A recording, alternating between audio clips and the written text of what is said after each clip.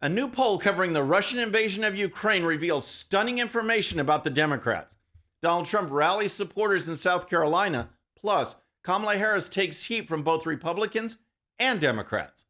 All that and more. I'm Bobby Eberle.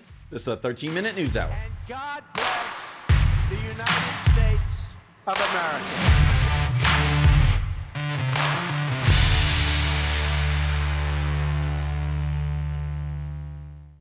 Okay, friends, welcome to the show. Happy Monday. I hope you had a great weekend. If you're new to the show, thank you so much for tuning in. We're going to start with the state of the Democrats and a shocking new poll that reveals why things are so bad here at home. We've seen example after example after example of those on the far left who act as if they don't love America at all. They say America is a racist nation. They say America is immoral. They say capitalism is evil.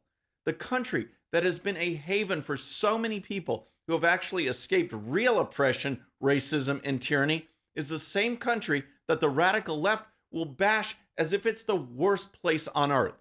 Well, a new Quinnipiac poll has come out, and its primary focus was Joe Biden and the ongoing war between Russia and Ukraine.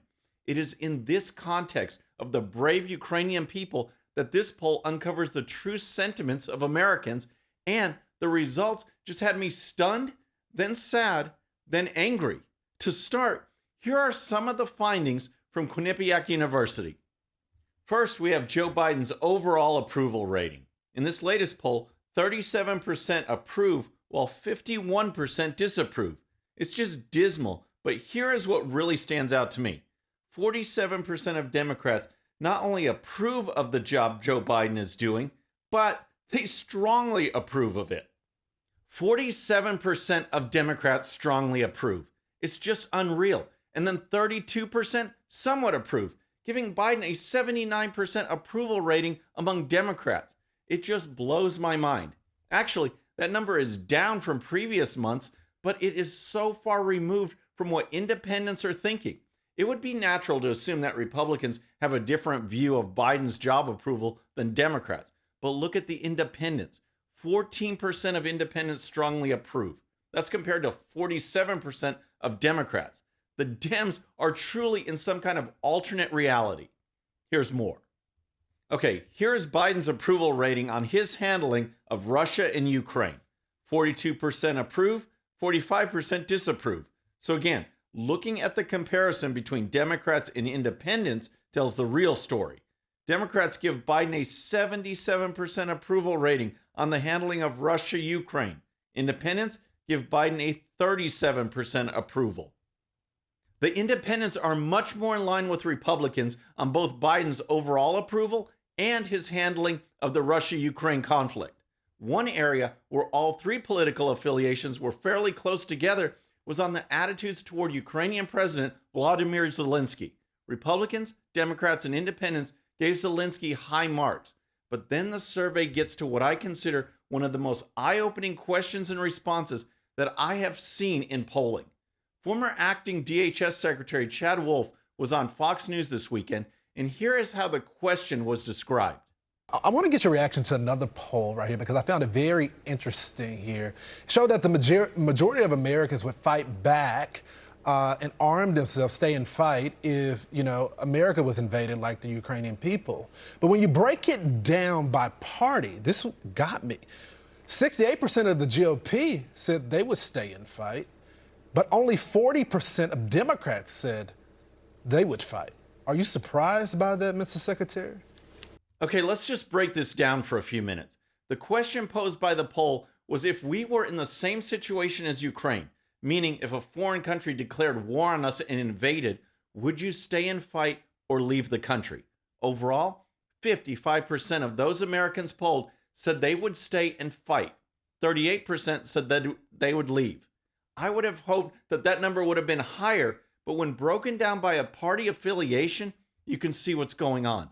68% of Republicans would stay and fight. 57% of independents would stay and fight. For the Democrats, the majority of them, 52%, would leave. They would leave the country. I don't know what it is, but when I say that and studied the poll, I was just deflated. It's one thing to want lower taxes versus higher taxes, or local control of education versus federal control. But one would hope that political affiliation would have no bearing on your willingness to fight and defend the greatest country in the world. I just don't even know what to say. The far left always has a fallback response when it comes to why they seem to bash America so much. They say they want to change it and make it better. But do they want to fight for change in America if it means fighting to protect America from invasion? Apparently not. Apparently, they'll just go off to Canada or who knows where and leave the fighting to us. All right, next let's talk about Trump in South Carolina. But first, if you're new to the show or haven't subscribed yet, regardless of platform, just search out my name, hit that subscribe button, make sure notifications are turned on. That way you can follow the show and help us grow. Okay, next let's talk about former President Trump and his rally in South Carolina over the weekend. The rally showed once again that Trump can draw in huge crowds and deliver a message that fires up the crowd, hits on all the issues, and takes it to Joe Biden. It still amazes me that with all this happening now, we had some Republicans who said, I'm going to vote for Biden because I just don't like those mean tweets. Well, I'd sure love to see some of those mean tweets now. Here's Trump on Joe Biden and the Democrats. For the past year, we've watched in horror as everything Joe Biden touches turns into a calamity and a total disaster. It's one train wreck after another. He abolished our southern border. Have you ever seen anything like it? He triggered massive inflation. There were more COVID deaths in 2021 than all of 2020. And hospitalization shattered every record, even while Biden imposed illegal mandates all over the place. He ordered the Department of Justice to spy on patriotic parents. He crippled American energy. He disgraced our nation with his humiliating surrender in Afghanistan. There's never been a lower point in the history of our country. Issue after issue after issue, Joe Biden has failed the American people. He is pushing a far left agenda, and yet the media told us he was a moderate. People said Biden is nicer, more of a uniter, and yet parents were targeted by the Biden administration. Biden said voter ID laws, which all racial and ethnic groups favor, was the new Jim Crow. Biden labeled people who disagreed with keeping the filibuster as domestic enemies. And of course, he targeted those who were unvaccinated, even though every single person in this country, whether vaccinated or not, can carry and transmit the virus. Biden peddles division whenever he can. So, what does Trump want to do? He wants to clean house of Biden and the Democrats, but he doesn't stop there. If you want chaos, if you want crime, if you want carnage, you must immediately vote for radical Democrats because they will give it to you. That's what they're doing. Look at every city that's run by the Democrats. If you want safety, security, and strength, vote for America First Republicans this November. But before we can defeat the Democrats, socialists, and communists at the ballot box this fall, we first have to defeat the rhinos and grandstanders in the primaries earlier this year. The rhinos, those rhinos are no good. I don't know, in many ways they're as bad as the Democrats and sometimes worse. I just remember during Trump's first 2 years in office, how the Republican establishment fought him on Obamacare, fought him on border security.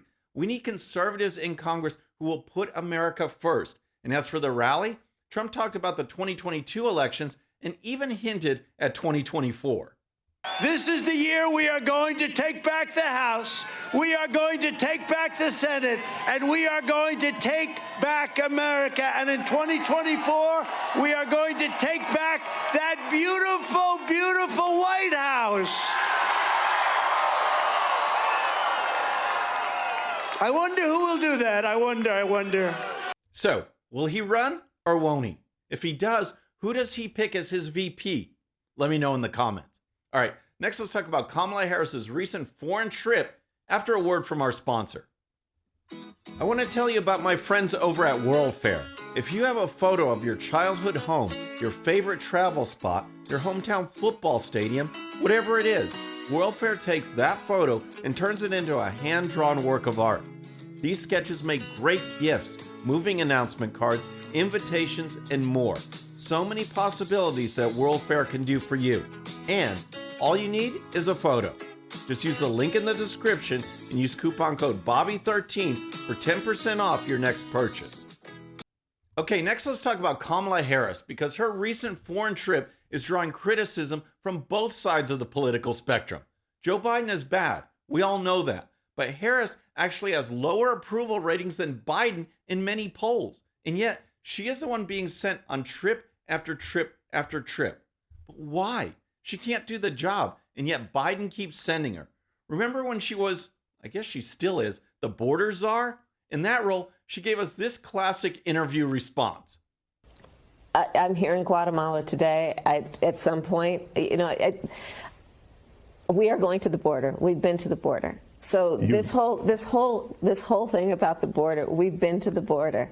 We've been to the border. You haven't been to the border. And I haven't been to Europe. And I don't understand the point that you're making. She hadn't been to the border, and she hadn't been to Europe either. Well, Biden has a solution for that. He'll send Harris to talk to leaders in Romania and Poland regarding the conflict in Ukraine. The world is looking for leadership, and Joe Biden sends Kamala Harris. The result? Well, you get it. It's something like this. I'd like to ask you about some reporting that my colleague here in Poland noticed. He recently spoke with the mayor of the largest border town, who told him that the refugee system is essentially not set up for this, that it will collapse. It's an improvised system that can work for maybe 2 weeks, but not indefinitely. And I'm wondering what the United States is going to do more specifically to set up a permanent infrastructure. And relatedly, is the United States willing to make a specific allocation for Ukrainian refugees? And for President Duda, I wanted to know if you think, and if you asked the United States to specifically accept more refugees. Okay. A friend in need is a friend indeed. Okay, I can first. Okay, so this time. She has no clue what is going on, and now even Democrats are shaking their heads. In a recent interview on Fox News, host Brian Kilmeade brought in a Republican and a Democrat to talk about Harris's recent trip. Here's former Assistant Secretary to the Treasury, Monica Crowley. It is astonishing that she is still so bad at this. She seems to be in a perpetual state of nervous breakdown. I mean, I can't understand it. We all knew that she was in way over her head. She should not be anywhere near the levers of power, certainly not near any kind of sensitive diplomatic negotiations, like what she was with Poland and with the Romanian president just a couple of days ago. And, you know, it's bad enough when she makes a hash of domestic issues. But when she is in the middle of issues of war and peace and life and death, it is catastrophic for this nation and for our allies. You can't argue with that. It's one thing to botch a statement on the domestic front or do an interview on charging an electric car where she keeps squeezing the charger as if she's pumping electricity. That really happened. But on the world stage, countries are looking to American leadership, and a failure on that front has ramifications in China, Russia, North Korea, everywhere. But that was Monica Crowley. Here are comments from Democrat strategist David Schoen. And I was embarrassed. This is not a Democratic and Republican issue. This is an issue of transcendent foreign policy needs and concerns of the United States. And she came up not only short, but the laughter, the failure to unequivocally say we will do anything we can for the Ukrainian people to provide as much support as possible, sadly means that I have to agree with Monica. I wish I could disagree, but as a Democrat and an American first, I think this was tragic and very, very, very sad. How much longer are we going to put politics ahead of foreign policy? Harris can't handle the job, yet over and over again, she gets sent out there. Someone on the Biden team must realize how bad she is, right? I mean, this affects America as a country. Maybe they do realize it, but it doesn't seem to bother them. All right, next, I want to give a quick update on Robert Francis O'Rourke, because this guy is running for office again, like he thinks he's entitled to an office. He's a member of the far left radical elite, and he is owed an office. That's what he thinks. He tried for the Senate and lost. He ran for president and lost. Now he's running for governor here in Texas, and he's demonstrating that he stands for absolutely nothing. Remember how his far-left ideology came out in the presidential race? Here's Beto on guns. You've gone further. You said, quote, Americans who own AR-15s and AK-47s will have to sell them to the government, all of them. You know the critics call this confiscation. Are you proposing taking away their guns, and how would this work? Hell yes, we're going to take your AR-15, your AK-47. We're not going to allow it to be used against our fellow Americans anymore. He's so lame and rudderless. He will go wherever the political winds take him. Now that he's running for governor of Texas, here was a recent response on guns. Speaking to reporters, O'Rourke also took a question about his controversial stance on guns and those 2019 remarks about taking away AR-15s and AK-47s. I'm not interested in taking anything from anyone. What I want to make sure that we do is defend the Second Amendment. I want to make sure that we protect our fellow Texans far better than we're doing right now, and that we listen to law enforcement. So that was guns. How about critical race theory? Democrats and those on the radical left have been pushing it in our schools. But now, since he's a candidate for governor of Texas, this is how O'Rourke now feels about the issue. And I think you and I probably are both on the same page as well.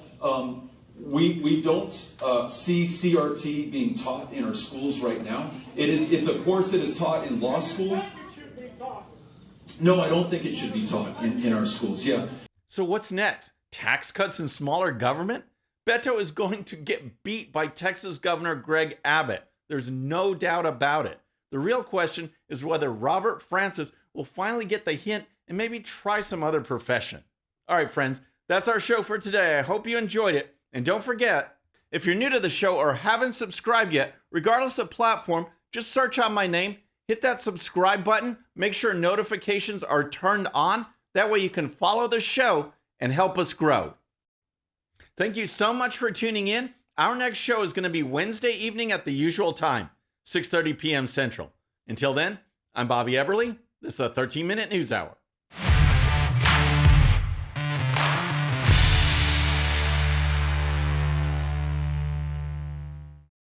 All right, friends, thanks again for tuning in. I really appreciate it. And before you go, please hit that subscribe button above. Once you do, tell your friends, share it, spread the word about the 13-minute news hour so we can keep growing. And for more great content, check out these videos right here, and I'll see you next time.